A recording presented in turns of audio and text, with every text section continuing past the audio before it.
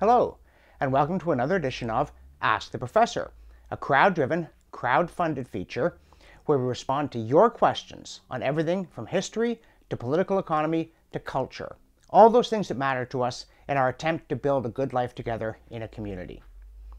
And today's question comes from JK. He's picking up on an earlier Ask the Professor to do with essentially privatizing the delivery of education through a voucher system in charter schools. And he quotes Ludwig von Mises saying that there really shouldn't be any state involvement. Mises was especially concerned, growing up as he did in Central Europe, with the potential for a government-run educational system to foster poisonous nationalism and division. And he said there shouldn't be any state funds. The education system ought to be left in the hands of parents, private associations, and private institutions. And although I'm sympathetic to this argument, I think that it has a fatal flaw. And it is very simply this: children aren't adults. I'm not going to watch any more of a video where somebody makes banal statements like that, you could be thinking. But essentially, Mises is a libertarian, which I am on policy, though I'm conservative on metaphysics. I believe that most of the difficulties that we face in society, from scarcity of material goods to relief of distress to the pursuit of higher things, are best accomplished by allowing private individuals to make voluntary contracts. And that doesn't mean, devil take the hindmost, greed is good. It's nothing like that. The idea is that we are really better at cooperating than we are at being coerced, which is what all government action comes down to. In the end, behind everything coming from the state, there's the policeman's truncheon. If you do not pay your taxes, you will go to jail. If you do not obey the regulation, you will be fined. If you don't pay the fine, you will go to jail. Not that there aren't things you need to jail people for, including, of course, murder.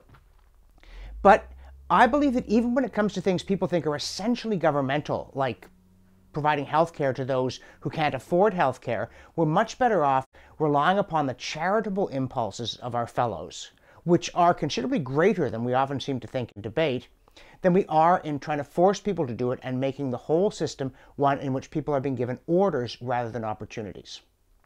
So, brief libertarian manifesto there. What's the problem with education? Well, as I said, children aren't adults.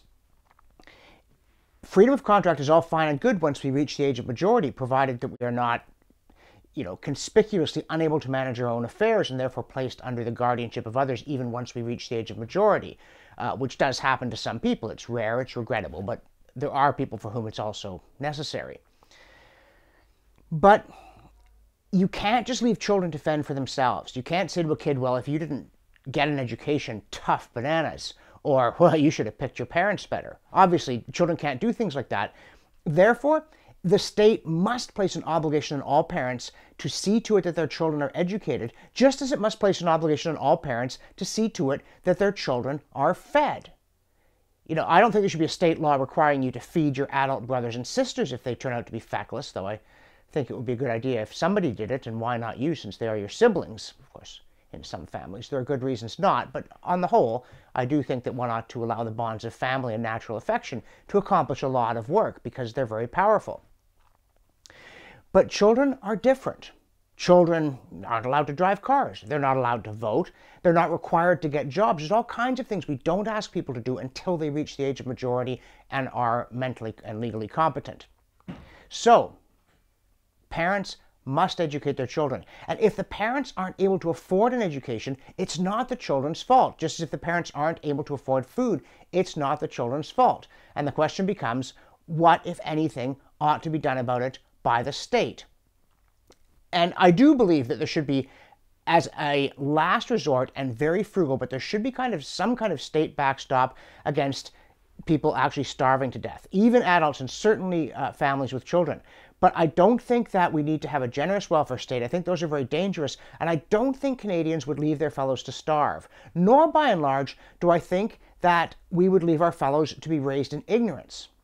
But I think that the government should provide sufficient funding that parents are able to carry out the legal mandate to educate their children.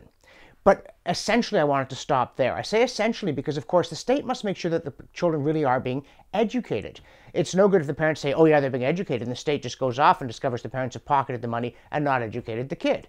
I am not going to be very particular about how the parents manage to do it, whether it's homeschooling alone, homeschooling in association with others, a school that they happen to like, a pedagogical method.